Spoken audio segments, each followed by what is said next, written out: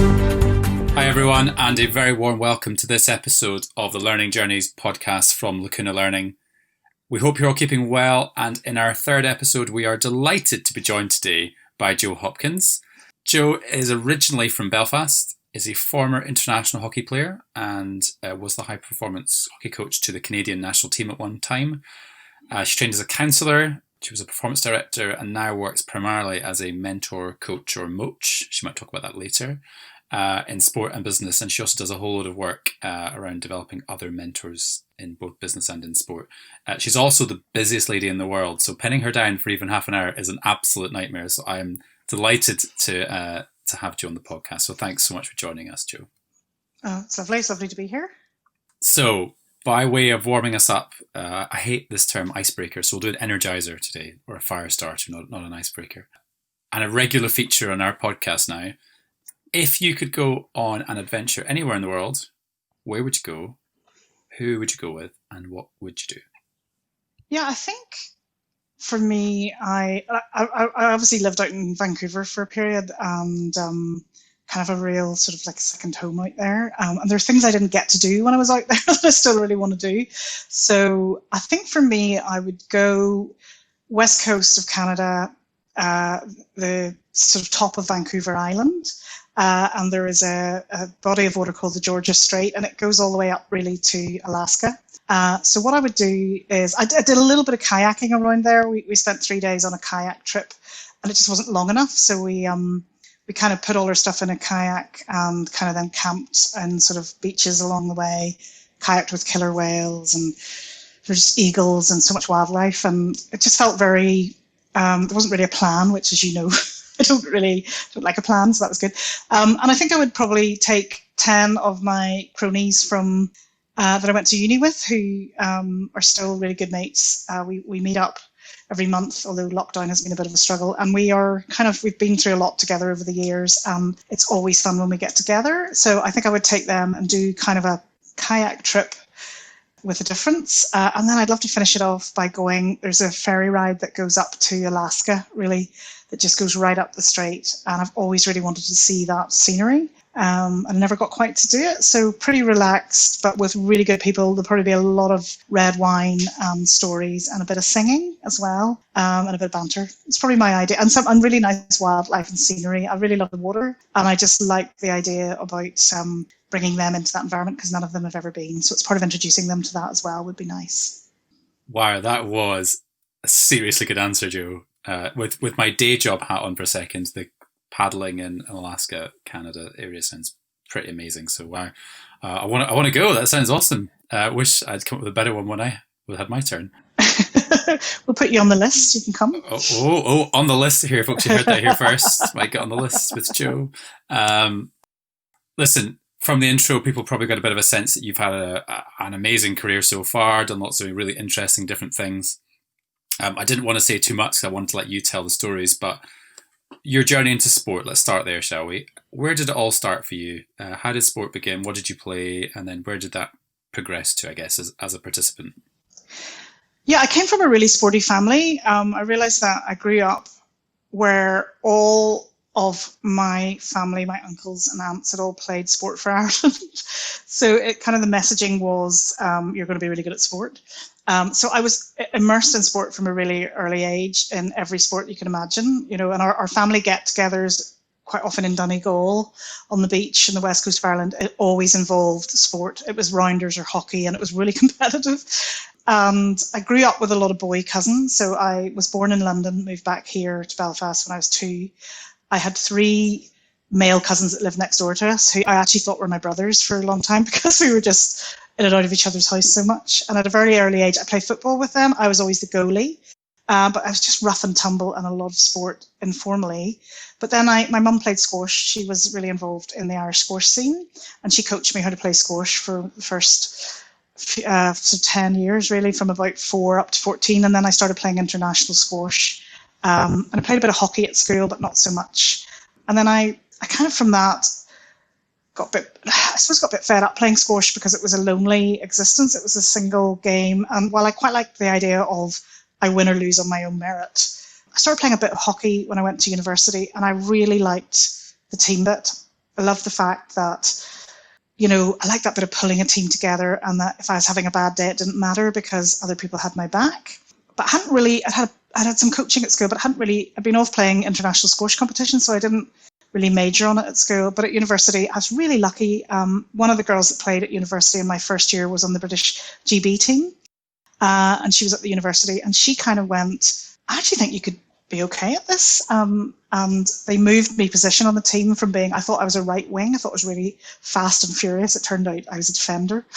And she moved me position. And actually I sort of then got noticed in that position. And then I ended up being an international hockey player, sort of quite late in life, really. And I remember I didn't really know what I was doing a lot of the time. It was very just much learning as I went, but which is interesting coming into a sport where you didn't understand how to do stuff. I couldn't remember how to hit a ball. I was just learning from watching other people, actually.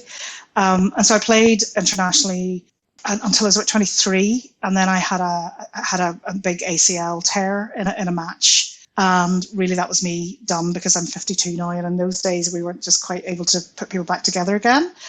So I actually came out of sport really at 23 in a very competitive sport I stepped out of. Does that make sense? Yeah, wow. What an amazing story. Got this image of you running around in Ireland with these older male cousins and learning sport that way. And really interesting these days to have somebody come to a team sport so late in life, like university, really. But it was obviously something that you had, and you were in the right environment, and you were encouraged by a friend. And yeah, wow, what an amazing story. So it sounds like that injury was a catalyst for something else. So you went on to do different things, and what happened next for you? Yeah, I mean, it's interesting because I'd always coached. I coached squash from a really early age because my mum coached, and in school we needed somebody to coach the team, and I learned to be a coach in squash at really 16, 17, 18. And then in hockey, I had played school hockey, so I had a bit of crack with the hockey team in school, but I hadn't played it at international level. I wasn't that serious about it. With hockey, weirdly, I learned to coach hockey to learn how to play hockey. So in my first year or second year at uni, I went on a hockey coaching course because I'd never really listened when I had been at school to learn how hockey worked. And I really enjoyed the coaching, but I'd never really thought about doing it for a career. And then when I was injured, people came to me and said, because actually at that stage, it wasn't handled very well in terms of the feedback. I was told basically that, this is it, you will not really recover. And I had a couple of years of trying to do a lot of recovery and it not quite working out, which was really tough and mentally quite soul destroying. And then actually I thought, maybe coaching might be of interest. But at that stage, I still really wanted to be a player, and that idea of letting go of that was really tough. I really didn't want to be a coach because to me that was about that piece ending and giving up on playing. And just by accident more than by design, I started coaching a bit at the club. I started coaching in school. I was teaching at that stage. And I started coaching in school. And I found that I actually really annoyingly enjoyed it. And actually, interestingly, my mum when I injured my knee, my mum, who's a counsellor and quite a big influence in that sense in my life, had said to me, I actually think you're going to be a better coach than you were an athlete, because I think how you work with people and how you see the world, I think you'll go further as a coach. And I kind of at that stage went, no, that's not going to work. But actually, annoyingly, when your parents are right about stuff, I kind of went in and I started to really enjoy the coaching. But the bit I probably enjoyed was the people. I enjoyed looking at people and seeing potential and thinking, how can I get that person to really thrive? And that was the start of that journey, really. I went into hockey coaching and I started coaching with provincial teams and then nationally. And I actually then made a move out to Canada actually to do some counselling psychology. I realised that I was really interested in the people bit of things. And actually in school, I was working as a pastoral care lead. So I was looking after a year group. And I thought, I just really would like to know more about how do people think and work. And I picked Vancouver because it looked nice. And I'd been there on holiday once. And I thought, I really want to go and live there. And then I found a course I wanted to do that fitted. And so I went out there and studied and actually coached at the university out there, and then coached with the national programme was out in Vancouver. And actually never really made it back to Ireland after that. After my university stuff finished, I stayed on and kind of lived out there and was really immersed in hockey coaching out there, or field hockey coaching. So that was that sort of journey into coaching, almost going into full-time coaching.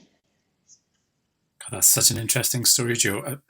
I mean, we could talk about this forever, and I want to get into other things that you now do, but I'm really interested. You said earlier about this idea of letting go the idea of being a player. And I'm just wondering if you can maybe give us a bit more on that. I certainly, I had a not dissimilar experience where on two different occasions in my life I retired from sport, I suppose. Once was medically enforced and once was of my own choice. And I remember how different those two experiences were. I'm just wondering what that was like for you.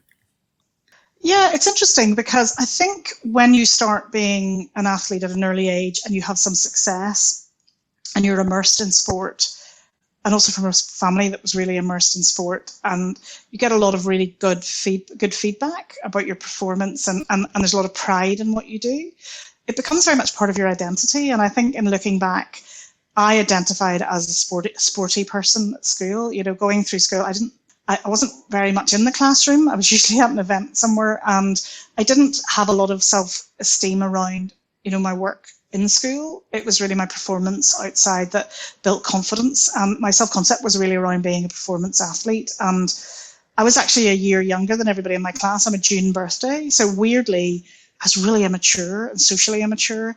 But actually what I could do was beat everybody in any sport really that I went into. I had a confidence around, I had good hand-eye coordination, and pretty much anything we took up, I knew I could hold my own. And so I think that concept of being a performer and having real sense of self and confidence, actually when it was gone, it really left me reeling about who are you? If you're not this, then what are you? And really, if I think about, I do quite a lot of work with athletes and business people now around transitions, and that sense of an ending of something and finding a new space to be. And a new sense of self was really quite difficult. And I do actually, it's interesting, when I tell some of these stories in workshops, I have people that come up to me and say, do you know what? Something like that happened to me 20 years ago and I still haven't quite dealt with it. I'm still letting go.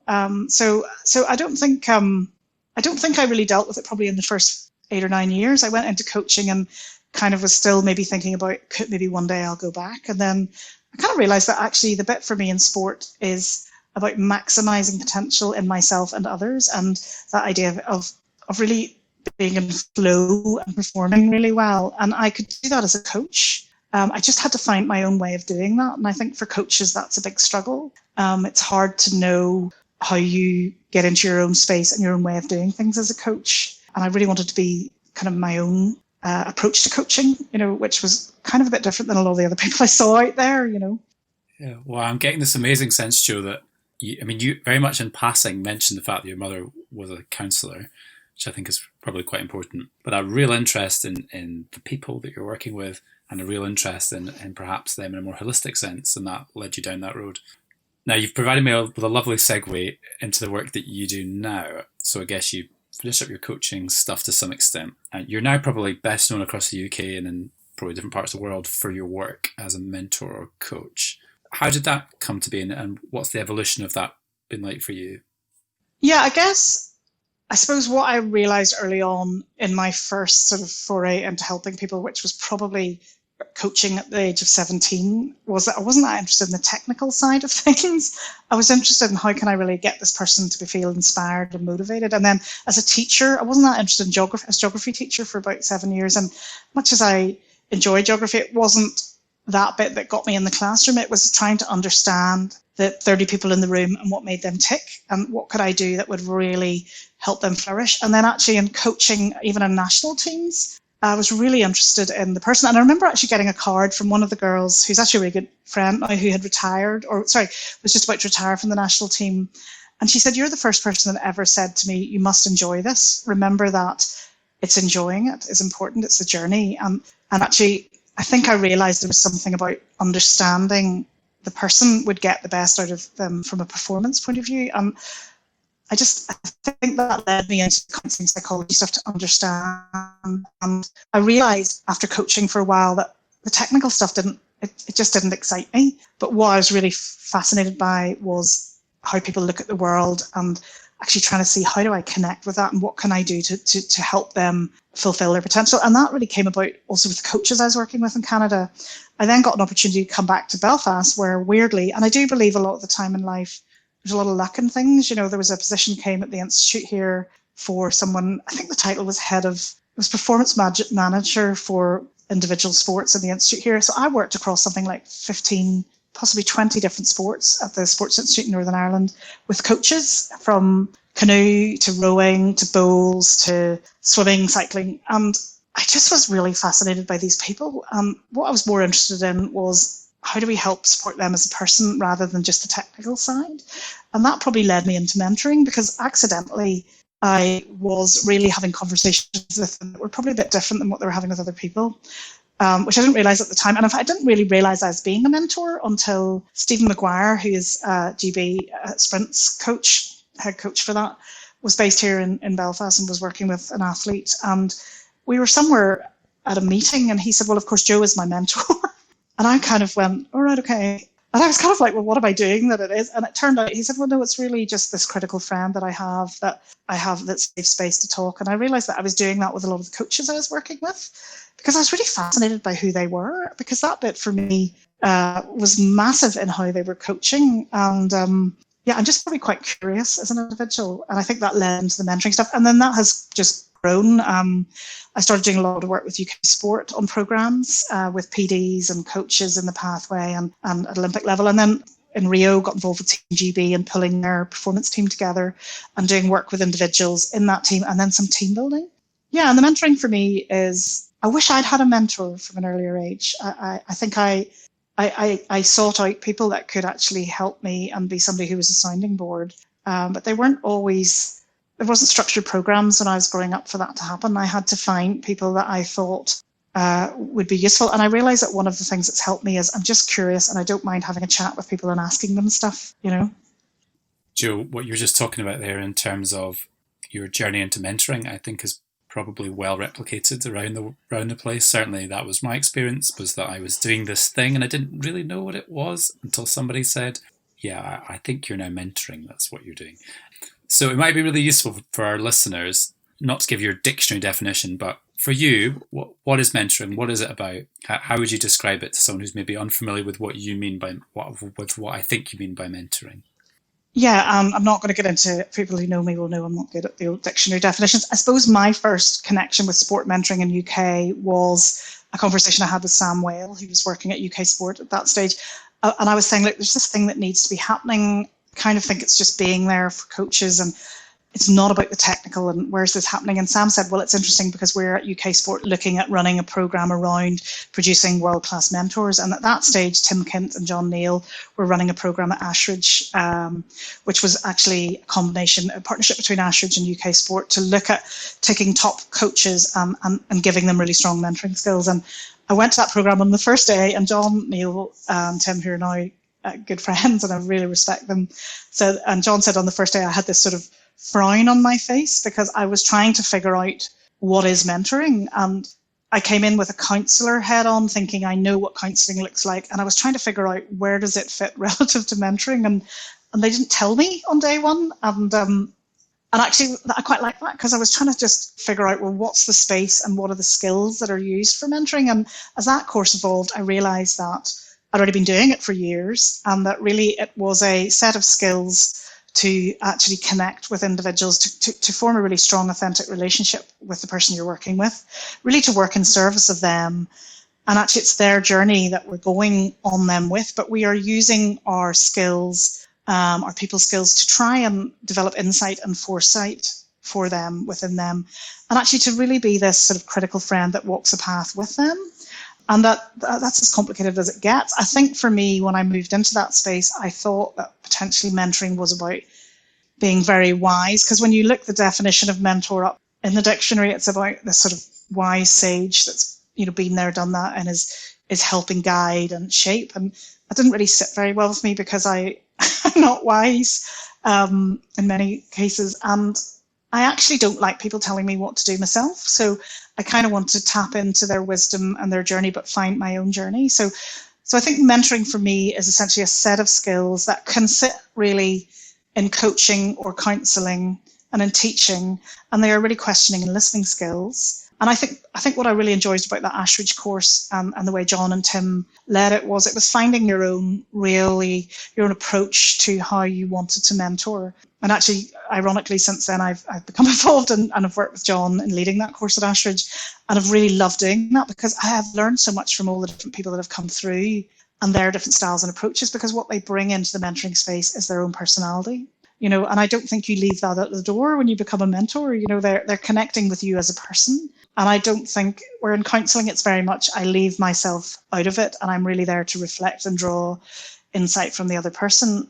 In mentoring, I think it's about bringing yourself in and then really thinking about what can I share that's useful, and why am I sharing that? So I'm not sure if that's around the house's way of explaining it, but I think it's going on a journey, and it's really being a critical friend. And it's not just about being a champion and actually cheering somebody along. It's about having that really nice mix of support and challenge, and having the experience and the skills and the wisdom to know when to play the critical friend and when at times people just need support and empathy. Yeah, Joe, so much of that was just sitting with me, and I was resonating with that very much so. I'm wondering, you spend a lot of your time developing other mentors now, and I've certainly had the pleasure of being in a room with you while you go off on several tangents, and wherever the room needs to go, you tend to move that way. And what's lovely about you is that you're very challenging, but it always comes from a really good place, comes from a very safe place. So it's really nice to work with you.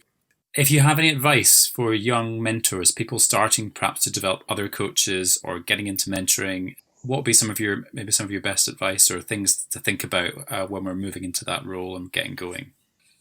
Yeah, I mean, I think it's about going from your strengths. I think when I went into the idea of mentoring, I did have this vision of a very, older coach who had a lot of answers, and partly having worked at a space out in Canada where I think they were a little bit more advanced early days around having mentors in place. A lot of the mentor coaches were a lot older, and they had a kind of way of, I've been there and I will then be there to pass this on to you. And I think there's a degree of that as a mentor coming in, that you have a bag of experience and you have experiences that you've had and skills and knowledge that you're bringing, but that you don't have to be wise and old to do it, really. You do have to be skilled in listening and asking really, really good questions. And I think that there is a hard work and honing that needs to go on around questioning and listening skills. I think having your own style of doing that, I use a lot of humour, sometimes more by accident, but that's just part of me, and I can't leave that at the door because it would look really weird. So I think for young mentors, it's just sort of be yourself with skill. Don't be afraid to show up and bring that whole of you in. And actually, you're not going to get it right. It's a bit like starting to be a coach. You're going to get a lot of things wrong, and allow yourself that opportunity. And that actually, it's a two-way thing in mentoring. We are working with the other person, but they've got to bring something to the table as well. And that if you get it wrong, I'm sort of a great believer in naming what's going on in a situation. If I get it wrong, I get it wrong. My intent at the beginning is to do a good job with the person I'm working with. So I think it's about really stating up front what it is you're trying to do, and then putting your hands up if you do make a mistake and say, look, we went off down the wrong road there. I'm sorry, or I've misunderstood that. And I think I suppose that's important. And actually just believe in yourself. There's a bit about, we're really good when we're in a role where we're helping others about building them up and saying for them not to beat themselves up. And then I think as mentors, sometimes we come away from sessions and we're reflecting and really hard on ourselves. I mean, cut yourself a bit of slack. You're learning a new skill set, enjoy it. And you don't have to do it the way other people have done it. Oh, Joe, there was so much in there. I'm actually feeling quite pressurized in this podcast because Joe is somebody who I hold in very high regard for her questioning and listening skills and summarising. And I'm now trying to ask Joe questions and summarise what she just said. So she's taking notes, folks, and I'll get some pretty direct feedback later, I think. You're doing well. Top of the class. So a couple of things there that people might want to just take away there. Being really skillful in listening and asking questions, working hard on that as well, be really tough on those skills. Go from your strengths, be yourself with skill, and let the whole of you in. You're a real person, so let that turn up. And you're going to get stuff wrong.